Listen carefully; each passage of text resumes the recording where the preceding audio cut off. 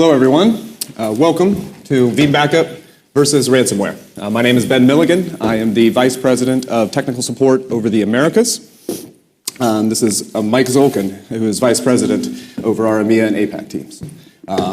Welcome to VeeamON. And obviously, ransomware is one of the more scary things that we deal with in the modern time. So I want to go over some things that you can do using our product, and also obviously working with our support that we can help, and obviously some advice on how to protect yourselves. Hi everyone. Actually wanted to mention that both me and Ben, we work in our company for more than 8 years. True. And we started as just general support engineers, so we worked as tier 1 engineers, tier 2, tier 3, and now we are vice president. So I'm saying that just to show you that we know some technical stuff, and actually that is something what we'll be speaking about during this session. Oops, clicker doesn't work. Okay, first of all, there are a lot of different ransomware types, but we most likely will highlight the most important and the most general ones. And one of the most common ones, as you can see, were the screen lockers. The screen lockers, this is not very technical ransomware because, well, a lot of advanced users actually can bypass the screen lockers. They can get the hard drive connected to the non-infected system and copy over all the necessary data. So we don't pay attention a lot to that one, and it's currently not that common. We mostly will be speaking about encryption ransomware, and I bet that all of you heard some stories about WannaCry, something what has happened recently. There are a lot of news about that. And actually, when we were sitting, Ben and me, we were sitting at the keynote session, we started receiving some emails from our support folks because our customers started to call us and asking some questions about WannaCry. So that is something interesting. We see some trends in that. So encryption ransomware, basically what it does, it infects your system, it encrypts some files on the file system. In most cases, that ransomware won't be touching any system files, it only be your family photos, some important archives, Word documents, Excel files, something what you really need. The main access is the main idea actually to block an access to that data and then ask you to pay some ransom. Veeam commissioned a survey last year, and here are the results of this survey. So the key takeaway from here would be the following. So we asked about 1,000 organizations. And around 84% of those organizations were Veeam customers. And nearly 46% of those respondents responded that they faced some kind of a ransomware in the last 2 years. Of those who faced with ransomware, 91% said that they had their data encrypted. Only 2% mentioned that they finally have paid the ransom to attackers. From all of those who paid the ransom, there was one customer who paid more than $10K US. And actually 84% of respondents were able to restore their data. And unfortunately, the problem's growing. We noticed per our statistics, January 2016, we saw about 5 cases total across the organization. In 1 year, by the end of 1 year last year, we had 35 cases in December alone. So obviously this is increasing. They're becoming more prevalent, unfortunately, because it's working, unfortunately, a lot of cases. Prime majority of these cases are for restoration of files. So folks get bit and they need to restore files. They want to make sure that they have the adequate restore available. So they're contacting our high severity team to handle those cases primarily. Another large segment is just folks asking us how to deal with this. What are the things that we can do to further protect ourselves from dealing with this nuisance? We're handling both of that. So that's what we want to talk about today, is not only how we can use Veeam Backup to handle this, but also how we handle these on the internal side, and just letting folks know this is happening within infrastructures, data centers across the board. So thing is, goal is always the same. They want money, period. There's really no other aspect of this that's really comes to mind. Well, pretty common question how your system may be infected. There are actually a lot of different ways. However, we are going to highlight the most recent ones. At least some of them, they have been seen in the support team. So first of all, and I think this is like real number one, is an infection which is spreaded by emails. I bet that all of you have seen such a mail at least once in your life, some kind of email with an attachment. In most cases, that will be something like invoice. You're technical guys, and you most likely understand that no need to open such files. However, all of our organization have a financial team, HR team, so those people who are not that technical. So maybe once you're back, you need to have kind of a short instruction with them on what they need open or what they cannot open. The next one actually may be related even to WannaCry. So vulnerabilities of the operating system of the browser or any software installed on the system. Actually, this is why it is very important to make sure that you are running on the most recent updates. And again, interesting story about WannaCry that Microsoft has released a patch for that vulnerability about a month ago. And we still see how many people were affected by that incident. So what that tells us? That tells us that that's not that all people are following the rule, the best practices to install most recent updates. Another one, pretty common method of infection is spreading the dropper through Skype or any other instant messengers or any other media types. Actually, the idea is pretty simple, and the tricky part here is that you may receive that message from your colleague or from even your family member whose account was compromised. Something like, here we go, a few pictures from the last party or something like that. Me personally, I received such links, and again, this is something what we need to discuss with our staff. This is something what we need to instruct them how to deal with such situations. Next one, actually also pretty common infection method, visiting untrusted sites, maybe something where people download correct software or torrent resources. So in most cases, an archive may have an infection. And it is very important to understand that this always will be a game between attackers and us, basic users, because they will always try to they will be seeking for new ways how to bypass our defense, how to infect us.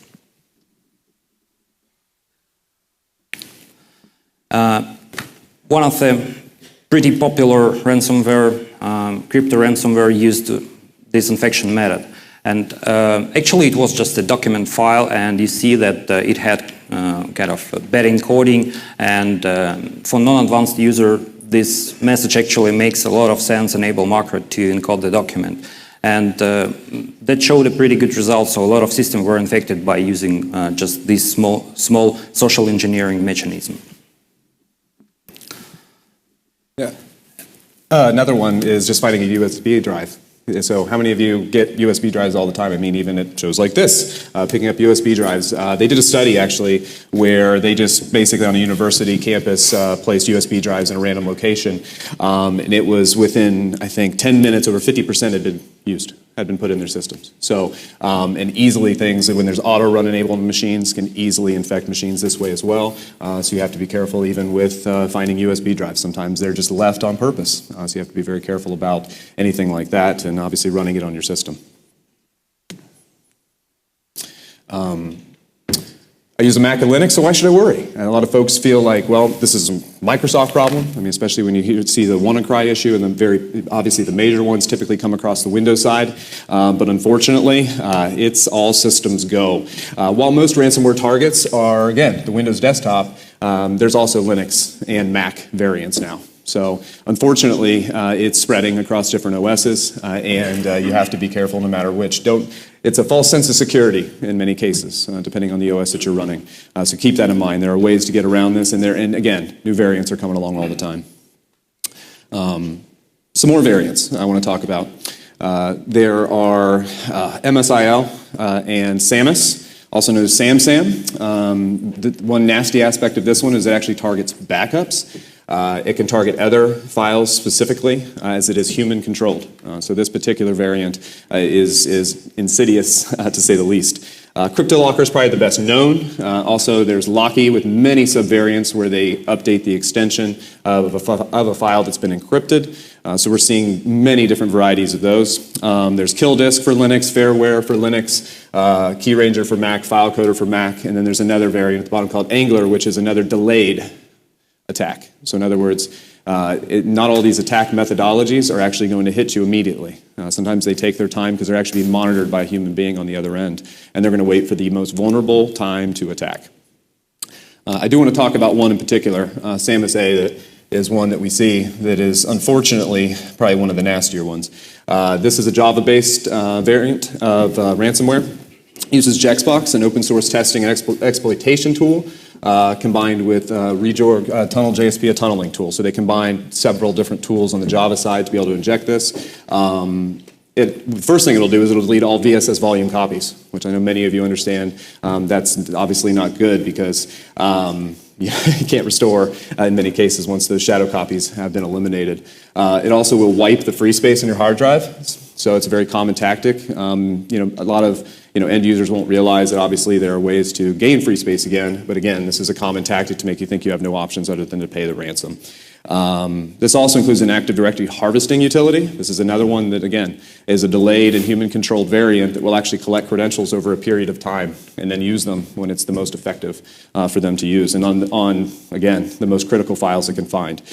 We have seen where, yes, it has attacked Symantec, as an example, but also Veeam backup and replication, unfortunately. It will look for .vbk files to encrypt. And again, it's human controlled, so this can be something that can sit for a while and not be noticed, and they can attack when they've got the credentials they need to hit the accounts that they really want to get to, that are going to cripple you the most, so you'll be most likely to pay the ransom. Again, that's all they want, is the money.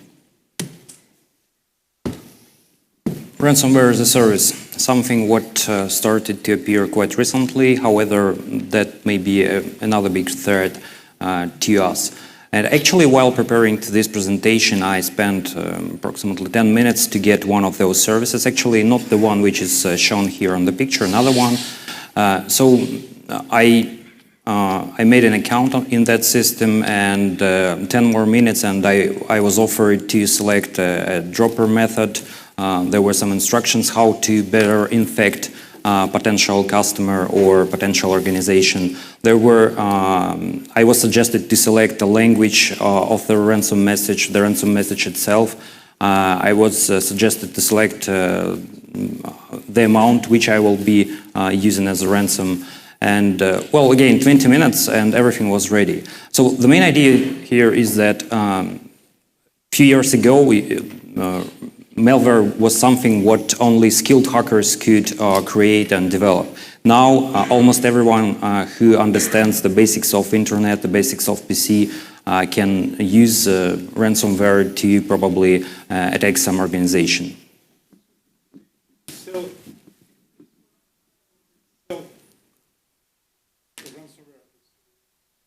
Well, it's kind of a service, so you get registered on the website. And they are offering you some droppers. So they offer you some ways how you can infect the potential threat. And then when victim will be paying bitcoins, all the bitcoins will go to the author of that web service, and you will get a share of that. And the share is actually pretty high. It's like up to 80%. So good business. One of the challenges, of course, is antivirus effectiveness is not always that great. Primarily, again, because updates and new variants are coming out all the time. So again, things I want to point out is, again, that false sense of security, just be wary. I mean, it's not saying that you can't use antivirus, don't use antivirus, not what I'm saying. I'm saying that you have to have other methodologies, you have to have other practices around this to make sure that, again, you're not hit by something that is ahead of the antivirus engines or the databases that it uses. And again, it's still important to make sure you're updated, because they are releasing, obviously, updates that are going to help with the variants that are known. But keep in mind, this is not the only defense by far. Numbers are growing still, so. By the way, worth mentioning a few more words about the antivirus software. Yeah. Remember the example with the Word document with a markers file, with a marker script. And actually, most of antivirus would not detect any ransom here because there is no malware. This is just a normal Word document with some kind of a markers. So that's why sometimes antivirus may not detect the threat until it is downloaded to your system. Right. So we're coming to the most important part of our session, and actually we will be speaking about the best practices, something what we offer you to use in your environment to make sure that you're protected. Those of you who are familiar with our solution already know the well-promoted by Veeam 3-to-1 rule. Well, basically, it's pretty simple. You need to have at least 3 copies of your data. Would be better to store them on 2 different media types. One of those copies should be offsite. Specifically for ransomware example, it would be cool to probably keep that copy offline.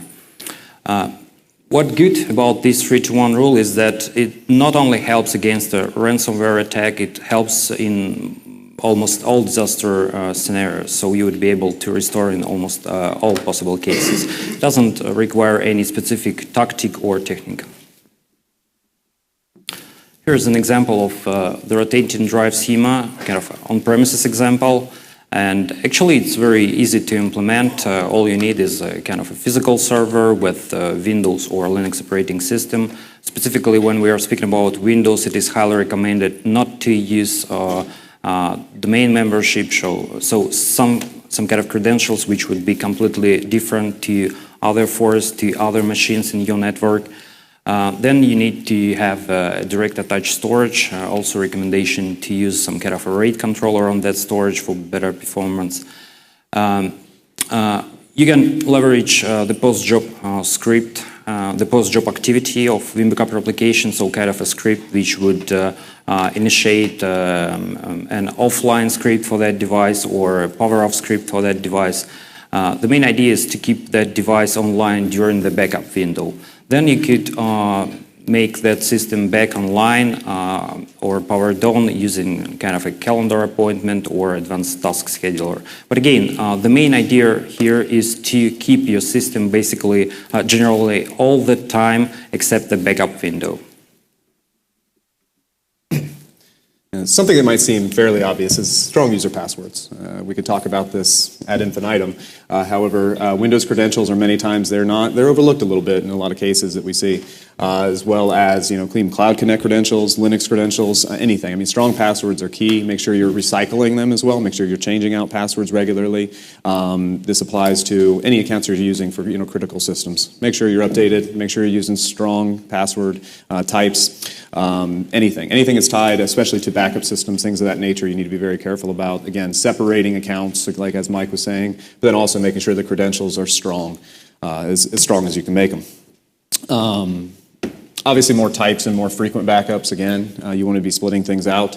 Stored snapshots of VMware VMs, very good option. Also, replicating virtual machines, backup copy jobs, additional backup jobs, other off-site air-gap solutions such as tape or any other type storage that you can pull offline. Veeam can basically write to a whole host of different types of storage, so there's no reason why you can't spread around your backup files to make sure there's less of an opportunity to attack. And if you do get hit, you have options. And that's the worst situation, is when you get hit and you do not have options. And that's when you're more likely to, unfortunately, pay the ransom. Even though we have mentioned that all platforms, all systems may be affected by ransomware, the possibility that you have been hit by a cross-platform ransomware is not that common. Actually, the same as you become hit by 2 different types of ransomware, one for, let's say, a Linux platform and one for Windows platform. So it's pretty obvious if you have that ability to use cross-platform repositories. Sometimes our customer may mistakenly feel themselves safe, thinking that they have backups, and in case of disaster, they can restore their data pretty easy and pretty fast. However, what if ransomware is clever enough to encrypt the backup archives as well? What if attacker has removed your backup archives before infecting your system with a ransomware? We have that feature for ages in Veeam Backup and Replication software. Sure Backup is an easy way to run virtual machine directly from the backup archive, from the compressed backup archive, to boot operating system, to run scripts, to probably perform some manual check. The main idea is to make sure that you still have your backup archives and you are able to restore the data when it is necessary.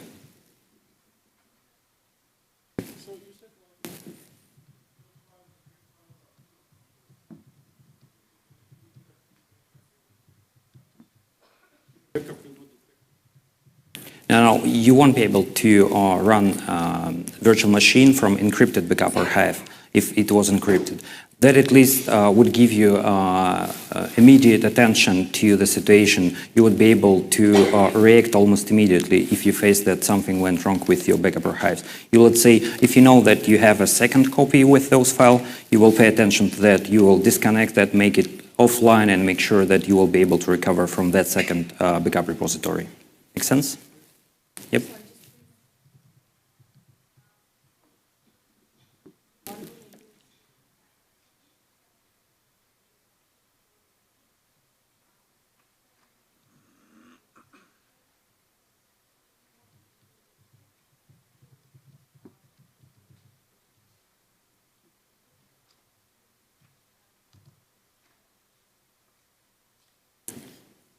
Thank you. Thank you.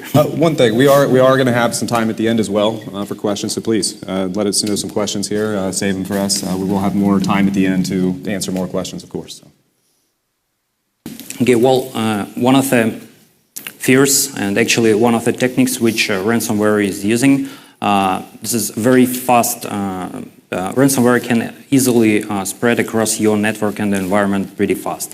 So that's why we encourage our customer to use VeeamON, because starting from version 9.5, we have added a new predefined alarm, which would monitor suspicious activity on your file system and on your CPU. So that may help you to understand if something starts being wrong almost immediately.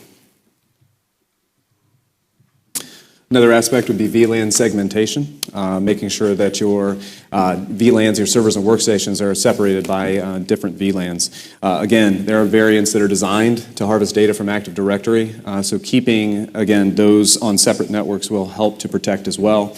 If a workstation is infected, which is the most likely circumstance, it will help stem it. It'll help stem that spread for going to the server side, of course, where your more critical data is typically stored. This is especially notable as new variants operate similar to worms, quote, crypto worms are starting to appear, where they're basically wiggling through your systems, trying to find the most critical systems to infect and to encrypt, again, to get money. Another one we've already mentioned previously a bit is air gap solutions, and it's simply just offline. It's still the most effective because, again, it can't be touched through the network, as I mentioned, through those crypto worms, things of that nature. Pretty obvious one here to make sure that you've got offline backups that you can plug in case you have a catastrophe on all your online machines. Okay, next we want to talk a little bit about endpoint and non-virtualized systems. As you may have seen in the main keynote today, obviously we have our Veeam Agent products for Linux as well as Windows. So we're going to talk a little bit about those and so that you have additional protection with these products as well. First one I want to talk about is Veeam Agent for Linux. The fantastic piece about this is, again, it makes it easy for those offsite backups we were just talking about, and also following the 3-2-1 rule that we mentioned before and that we might speak about again and again and again. Again, we can't speak to that enough. And this is obviously due to the integration with Veeam Availability Suite and Veeam Backup and Replication, where backup repositories you can use and obviously use those disparate repositories such as Linux and Windows to, again, make sure that you've got multiple layers of protection against these types of attacks.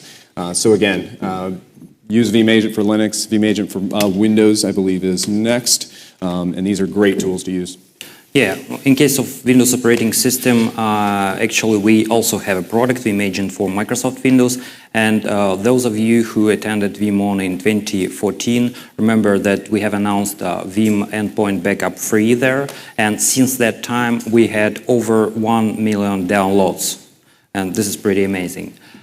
What can I say about Veeam Agent for Microsoft Windows? Well, actually, it started being an adult product, more mature, and it has a lot of cool features, like it has application-aware processing, it has different storage support, it has support of deduplication appliances then connected with Veeam Availability Suite. Specifically for ransomware cases, we have a good, cool feature. We are ejecting media drive at the end of the backup job, meaning that we are making your backup repository offline with an air gap.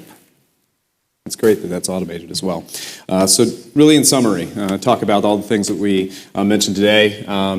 Credentials, make sure your credentials are strong, make sure you're using different credentials for systems that are accessing, obviously emails as a clear example of things not to do, as well as, again, we mentioned Skype, we mentioned some other variants now that are actually attacking exploits within Microsoft OSs and other systems.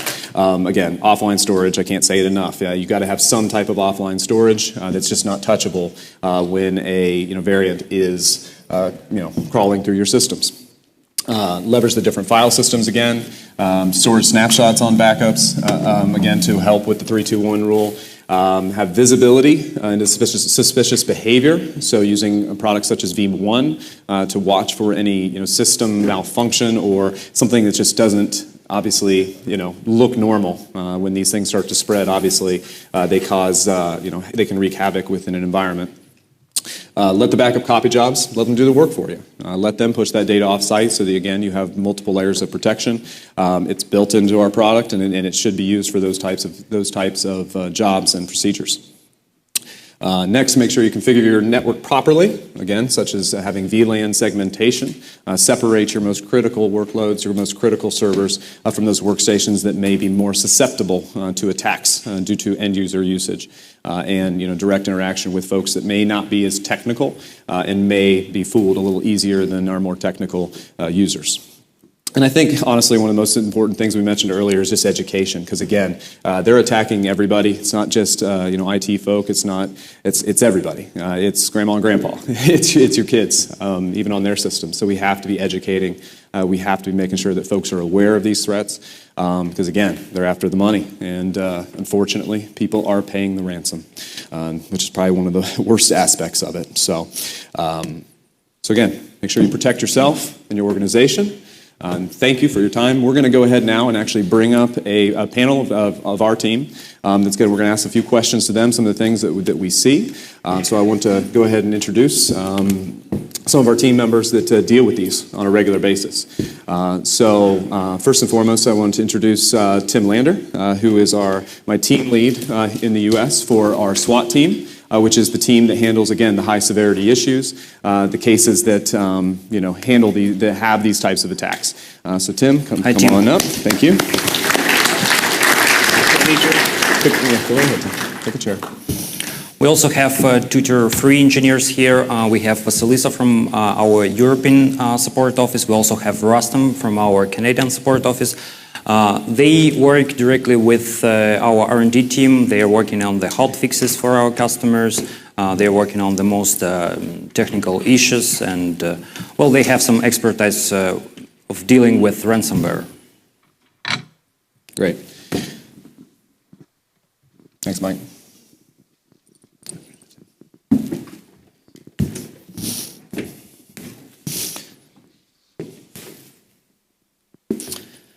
So first question is for Tim.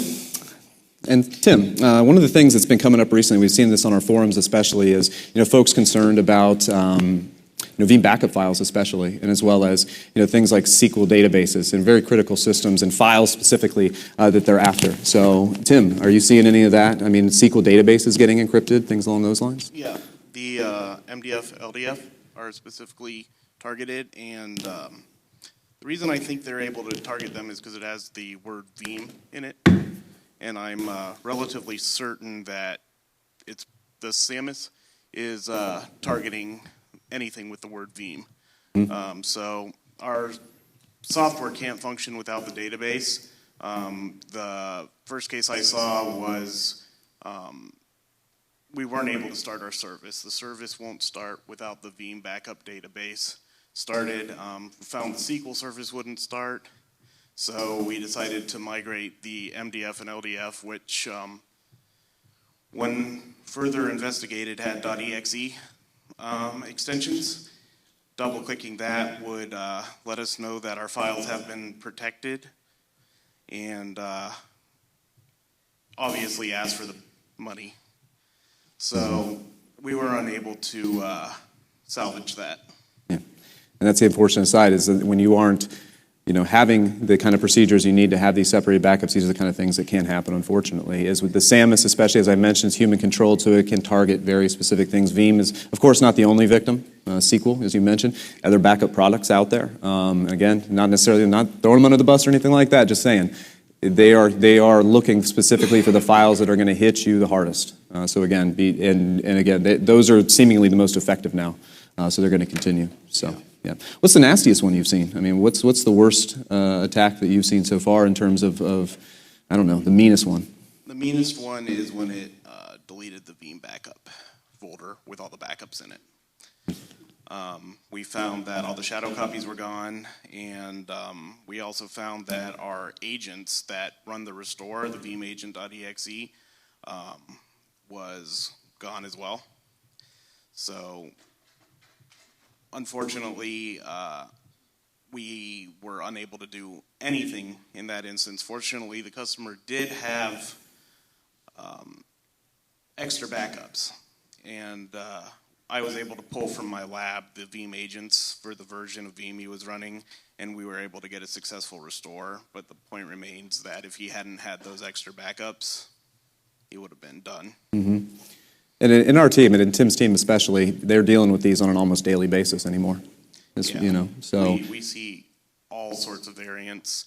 I believe I asked one of my engineers which ones he's seen, and he actually had a list of probably 10 different variants that we've had to fight. File level restores are a pain in the butt because not every file has been encrypted yet, and unfortunately we can't just restore, there's no function to just restore the encrypted files. So our customers with tens of thousands of files are going out and having to figure out what's been encrypted and what hasn't. My team has actually started utilizing two things. The first is robocopy to move only the changed files from a specific date with certain triggers. So that's one. And then I found a trial software called Total Commander, which will let you view a folder and then a second folder with the same files in it, and it will tell you what's different. Another tool is Beyond Compare, but the Total Commander lets you run it free for 30 days. And we have a mount point in the C drive by default. It's called Veeam FLR. So when you run the FLR wizard, you can actually go into a little back door, and it'll be the Veeam FLR with the server name, and then volume 1, 2, 3 for each specific drive. So we will use that to compare the changed files versus the unchanged files, and it actually lets you sync them with Total Commander. And that's usually the best we can do, as we don't have a restore only changed files function in the FLR. Thank you, Tim. Yep. Good.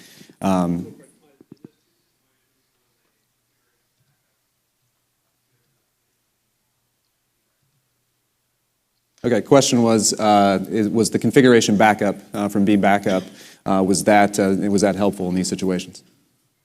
It got deleted. I forgot to mention that.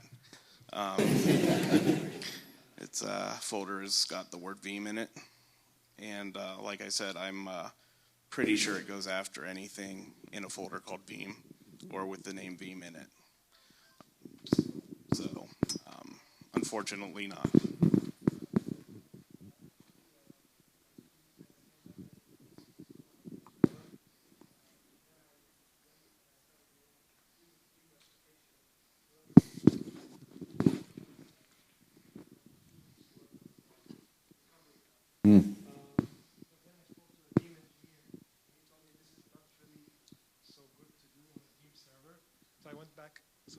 So I went back to the files, to the daily backups of the configuration. But now I'm hearing what you guys have said. I'm thinking of biting the bullet, taking the risk of being it not so good, and doing a Veeam replication on the Veeam server itself. What are your thoughts on that? I agree with you. If you don't take ransomware into consideration, the config files are usually more than enough. But replicating to another host is a very good idea, especially the Veeam server. By default, the Veeam backup config files are on the C drive of the Veeam server. So if you're backing or replicating the Veeam server, you're actually replicating those as well.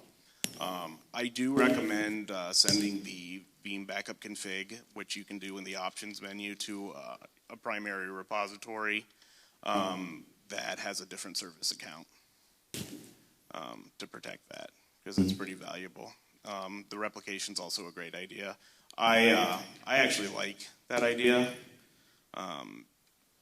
quite a bit. If we had more customers doing that, it would save them from a lot of this. Thank you, Tim. Yeah, and just to reinforce that a little bit, we discussed that exact scenario replicating in our advanced class this past week a number of times.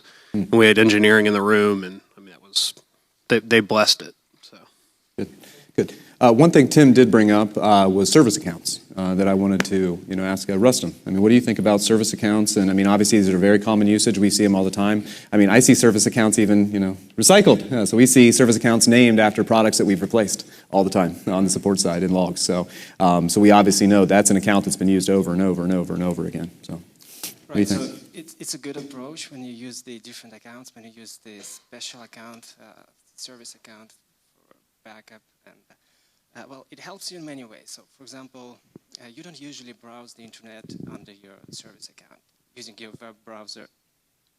Sorry. So you don't usually browse the internet using the web browser under the service account. So you don't hit the websites, and you don't get the exploit. You don't get the malware loaded. So it's a good approach. And it also helps you to enable the security audit, and you can find the issue quicker when you go through the security log, when you go through the audit logs.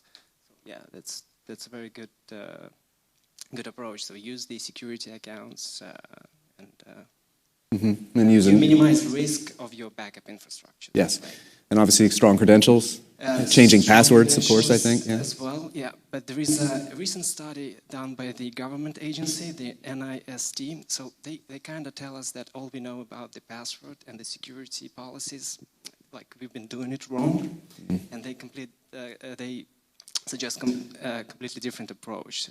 There is a draft on their website, so I suggest checking it out. And the malware itself, I would say that the system administrators, I think, underestimate the threat. So how many of you guys explored the dark web? Could you please raise a hand? Not many. So that's, I think, a problem, because to really understand the malware and that criminal business, I would suggest you just exploring the dark web and exploring that business. Just go through the forums and see that it's a multi-billion industry, and they're very the malware software. It's in ransomware Trojans. They're very sophisticated. I mean, like, they have exploits. There is loaders. There's command service. There is back connect service. So basically, if your server has an access to the internet, then for example, I can control it. That's basically it. Mm-hmm. Great. Thank you, Rustam. Appreciate that. One of the big questions I think that comes up often is, should you pay? Should you pay the ransom? Lisa, what do you think? Well, this is kind of a question nobody hopes to have to answer. Mm-hmm. But unfortunately, the only recommendation here is a no, because paying just, it only strengthens an already expanded network of the malware designed to extort. And for sure, there can be some critical or upsetting situations when you urgently need your data and you just do not have any other option. But that's what we're mainly talking about today, how not to get into it. So just remember that paying ransom justifies their action and only gives them the reason to continue doing what they do. And as Rustin was mentioning as well, I mean, this is $1 billion industry now. And unfortunately, even when you get rid of some and you eliminate some of the challenges, the money is still there to be taken in some way. So there's always going to be more people to fill in the people that get knocked out, unfortunately. Just like a lot of other criminal, black market, so to speak. They're going to replace themselves because of the money. So that's just, again, a lot of money going into this, unfortunately, because people are indeed paying the ransom. We can't recommend that in any situation, unfortunately, even though, obviously, folks that get hit and have no recovery options certainly are very much against the grain in terms of not paying that ransom or not. And sometimes it's a little bit of self-sacrifice in a way, unfortunately. And so many, again, are indeed paying that ransom. So thank you, Lisa. Appreciate that. One more I wanted to bring up. We talked about WannaCry a little bit more. So Rustin, I'd love to hear your thoughts just on the most recent. Obviously this is the most public one we've seen, I think, yet, and most visible.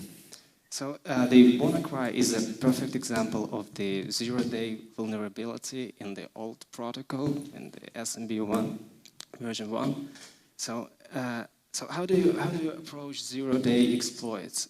There is not much you can do from the vulnerability side of view. Like, it's a zero-day vulnerability. You just, for example, with other malware as well, you just hit the link. All you have to, for some malware, all you have to have is just JavaScript enabled and the Chrome browser, and that's it. Your browser executes the shell code, and first you get a loader, then the loader downloads the main component, and you get infected. And that's how zero-day exploits work. So the WannaCry itself, it's a perfect example of the zero-day exploit. So in order to approach and protect yourself from that kind of attack, so you have to harden your infrastructure. So you have to go through the infrastructure, review it, and disable the protocols that you don't use. If there are multiple versions of the protocol, disable the old version. So let's say TLS. So enable only the latest version of the TLS, and same with the other protocols. If you don't use some of the functionality of the service, disable it. If you don't use some of the ports on the applications, then disable it on the firewall.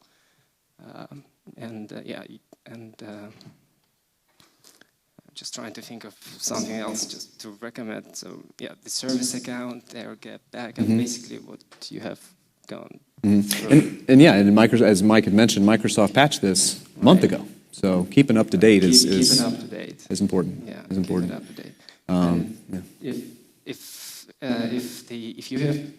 If you have been infected and you have the antivirus running, and then antivirus tells you that the virus has been deleted, and then I've seen some customers continue to use this server, but I would recommend you just redeploy it. You can never be sure that the malware has been removed completely. Like, you can still have the loader somewhere. So the loader piece, it's just the binary that loads the main component of the malware usually, and not many antiviruses detected because of the signature. Because the only thing that it does, it just downloads the component. So if you got infected and the antivirus removed that software, so I would still recommend you to redeploy that machine. Thank you. Appreciate that. Want to go ahead and open up to the audience and any questions you guys have for us, please. Mike, if you want to provide a microphone, that'd be great. So for your customers, do you have any general advice? When Veeam repositories get infected and you're seeing the statistic that it's going up, at this point, the console is fully detached, the management console fully detached from the actual server. So in theory, the servers are not directly accessed by end users, or is that still a habit to run, to manage the Veeam server? Obviously, the main point is, the data store servers are pretty empty. There's nothing happening, and end users shouldn't be touching that. But does Veeam have any plans? I know that I wrote it on the last VeeamON, the core edition for management server. Can it run, or can it operate? Can I install Veeam management on a server and then convert it to core edition with no, with only PowerShell access, and then manage and access a server using management console running from whatever, any workstation? Yeah, that's perfectly fine. You can do that. And when the user is infected, when the user computers are infected, usually the backup servers are not infected. So you should be fine in that scenario. So the backup infrastructure most likely is intact. And running the core or like with the minimized services is a perfectly good approach to that. So, Including on the actual Veeam management server, yep. yeah. But the Veeam management server, it actually does require the GUI. I mean, so. But that's my question, because it requires GUI, users are thrown to just, RDP into the server and doing most of the things, and that's how the Veeam can get infected, if that server also running data repository and stuff like that. Yeah, well, it's hard to protect yourself from the user, from the infected user, if it RDPs to the backup server. So I think in that way, most likely the backup infrastructure also will be compromised. The server will be infected. So I don't think there is a way to protect yourself from this scenario. We surrender now? Well, maybe my colleagues can comment, but I don't think there is a way that you can protect yourself. I mean, like the user machine has been compromised, and he RDPs to another machine, and if it copies some files and executes something. Oh, no, I'm not concerned about user machine. I'm just saying that what you've described earlier, that someone is using the server, browsing the web. It may not be under a service account, but if it's the same physical or virtual box that's running Veeam repositories, that will be as affected if the CryptoLocker runs on that box. But my question was if it is possible to run the management server in core mode or not still. Not really. Okay. All right. Thanks. You cannot do that. It requires GUI. Thank you. So my question was for customers who are running Cloud Connect and doing backup copy jobs to the cloud.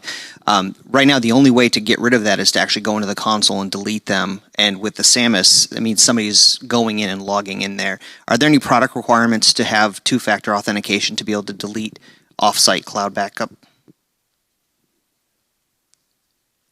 Sorry, I didn't get that. I believe the question is are we looking to do two-factor authentication to delete those offsite backups, right? Right, exactly. Because otherwise, if you have RDP access to the system, you can delete all the offsite, the air gaps or the cloud-based backups, and you're right back in the exact same position.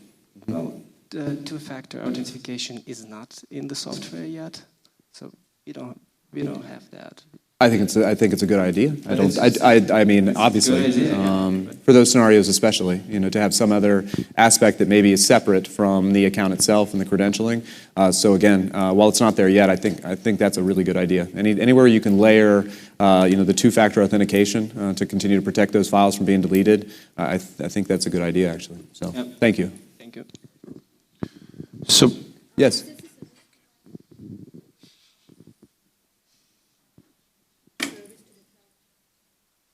Okay, so the question would be service providers using the managed backup portal to provide services to their tenants. That's the question.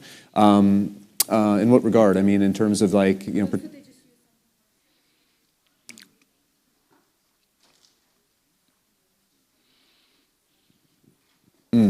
Okay, so modifying that page for.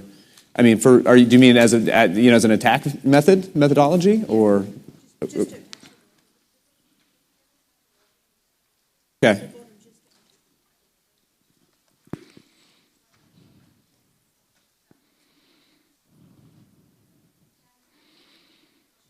Potentially. I mean, again, I can't argue against two-factor authentication. I don't really have a good argument against it, even if it's not an aspect in all portions of the software. I would say, in terms of service providers adding additional layers of protection, well, I'm all for it. In any case, I mean, what we can do is certainly suggest to our product team certain areas where we can allow those kinds of updates so that they can have those extra layers of protection. Because again, I can never argue against the two-factor. And attack methodologies hitting providers is more of an exponential impact to tenants as well. So again, I think that's another good protection option to avoid situations like that. So definitely we'll consider that for product management as well. So most of the, I'm over here. Most of the advice that you gave in the presentation was about what I would say protecting yourself from what I'll call the stupid user, right? The person that clicked on the link, right? Bad user, right? But then I didn't get your name on the right there. You know, your story was about, I'm just going to say it, to me, a stupid admin, where the only copy of their backup of what I would consider their most critical database, their Veeam database, is stored in a directory on the backup server. Is there anything that Veeam is doing to protect against the stupid admin, right? To say, look, hey, by the way, do you realize that, you know, that what you're doing is a really bad idea and you should do something else? I would say the best bet is to get those config files backed up to another repository, preferably something like a Linux box with NFS-mounted storage. That way, the cross-platform, like they said in the presentation, there's not much for cross-platform crypto viruses. And that would be my best and safest recommendation. Well, yeah, I understand that the recommendation is to do that. I guess my question is Veeam doing anything to say what you're currently doing, Mr. Customer, is a really bad idea? You're currently backing up your most important database to a directory on the server that you're protecting. I could address that a bit in that our majority of our best practices are obviously going to go against that. So obviously, again, it's education, it's documentation. As far as actually having, alerting, within the system to say, hey, you shouldn't do this. I don't think that there are, one of the aspects of Veeam is it's very flexible, and the downside of that is, of course, you can create configurations that are not best options. So again, putting in pieces into the software logic that would introduce some layers to prevent that from, again, the stupid admin and making those kinds of choices, I think are always good ideas. Right now, again, the flexibility of the product allows people to do dumb things, I would say, or things I would not recommend in terms of their configuration. In terms of creating alerts and things of that nature, we do have a number that in our product that will alert you about certain aspects of the configuration. I don't know if that particular aspect, the one you mentioned, is one, but I think it's a good idea, again, for us to point those things out when we notice that, within the software and the logic catches, hey, you have your configs on the same system. Maybe you don't want to do that. And at least if they still say, yeah, I want to do that, at least there's one screen to warn them of that. But obviously, we don't want to make it too restricted at the same time to where you can't, create the configuration you want for your environment that may actually be another okay configuration in that aspect. But again, I think that's good feedback in terms of trying to protect ourselves again from that flexibility coming back to haunt us when it's not followed best practices and things along those lines. So thank you. We do have somewhat of an option when you add a new repository. It will ask you to relocate those configuration files. There you go. To keep them protected. Thank you, Tim. Yeah. You guys put a list of about 10 things in the PowerPoint of things you can do to help increase security for your backups, and storage snapshots was one of those. Mm-hmm. And I didn't get kind of all the detail behind how does that help you increase security? Okay. The storage snapshot. So the storage snapshot is just, you cannot say it's a backup, but it's a point in time, and that can be a safe point in time. So with the files that are not affected, so it's just another safe point for you to have, like a storage snapshot at before the infection. So it's a fairly rudimentary in terms of the aspect. It's really just another layer. It's another backup, another backup type that you can restore from. Try to protect yourself. Yeah, because at that point, to be able to access, those storage snaps. In some situations, as Tim had mentioned, if again they've harvested the right credentials, it may not matter. unfortunately. I mean, it's bad. There is bad news here, and there is situations that could expand upon that. But again, the multi-layered attacks, again, sometimes they might not be able to get to the storage snaps. Sometimes they might not be able to get to your Linux. Sometimes they might not be able to get to your cloud side. And that's, of course, you want to add those multiple layers. And it's just another option to add, more. Maybe it's not the 3-2-1, maybe you have 5-4-3-2-1, right? And it's not going to hurt to have those extra protection layers. And I think that's the main suggestion is just having, again, whatever we can do within Veeam to have more copies of your data available if you get attacked is really the idea there, the main idea. Yeah. Just also wanted to give another advice, is that if the admins, you kind of have to know what you are faced with. Like you have to, I would recommend you to read the research on the malware analysis. For example, take for example, Zeus or any other malware and go through the analysis. It's like a reverse engineering analysis. And this will give you the idea of how sophisticated software is. It does peer-to-peer. It doesn't necessarily rely on the central command servers. This way you kind of know what to expect. And if you research the subject further and explore the dark web, then you will kind of get the idea of the new technologies in the malware. So that's another point. Thank you. Appreciate that, Rustam. Probably have time for maybe one more question, but I'm going to stick around. We're going to stick around a little bit afterwards. So if you guys have more questions for us, obviously, track us down. Let us know if you have any questions for us. I'll be happy to help out and answer. Yes, sir. Yes. This is going back to the Samas attack or Yes. infection. Has your team ever discussed a folder and file naming obfuscation to using a proprietary algorithm to give a custom name to the folders and the files in order to avoid having those attacks single out Veeam naming conventions?